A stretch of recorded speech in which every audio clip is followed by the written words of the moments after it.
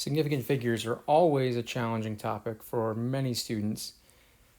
And so we're just going to review the rules for addition and subtraction. And for addition and subtraction, when using significant figures, you go to the number with the fewest decimal places. So with addition and subtraction,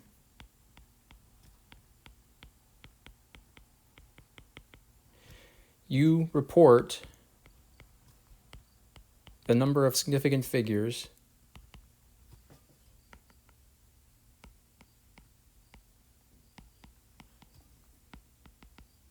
based on the number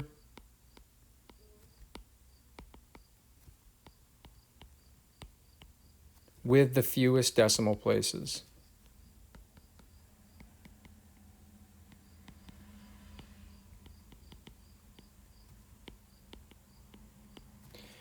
So with this number right here, we've got 431.00791, and we're adding that to 52,541. So this process of tagging, right, we want to indicate what's the last number that's significant. So with the 52.5441, the last number that's significant is this number right here, the fourth decimal place. So that means when I add these two together, I cannot report a number beyond the fourth decimal place. I can certainly add and determine what that would be, but I don't report that number beyond the fourth decimal place. So I add these two numbers together and I get 483.55201. Now, because I tagged that number on the fourth decimal place, I cannot report beyond that fourth decimal place.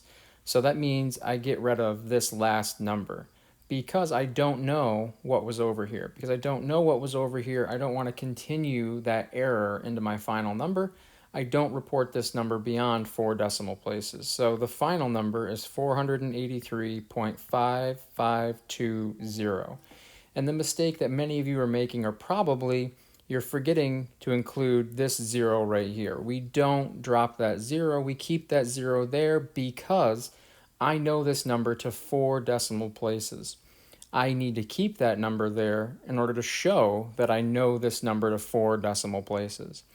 And to write this into E notation, I would now say I have 4.835520 e to the 2.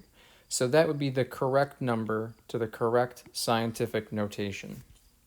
Let's do another example, just throwing some numbers together here to practice that example of what limits the number of significant figures in the final answer. If I had 15.7643, if I had 191.21, and I'll say 32.543 and 1.98765.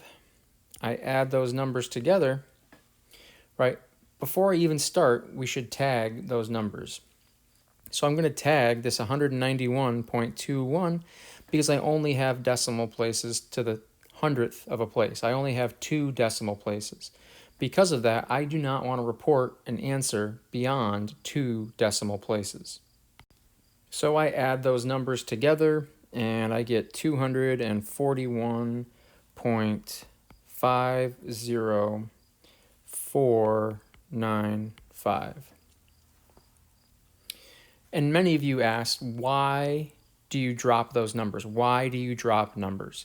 We drop those numbers because I'm not sure what's out here.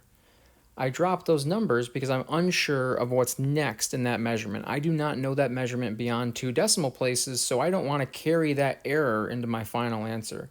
Many of you said, well, isn't this more accurate to report more decimal places? No, just because your calculator gives these numbers to you does not mean this number is more accurate.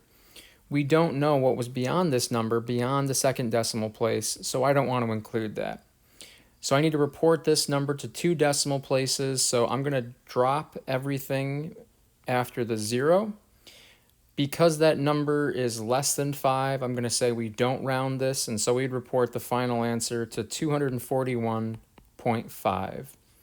Or in scientific notation, 2.4150 e to the 2. But again, it's the number of decimal places that limits the number of decimal places we report in our final answer for addition and subtraction.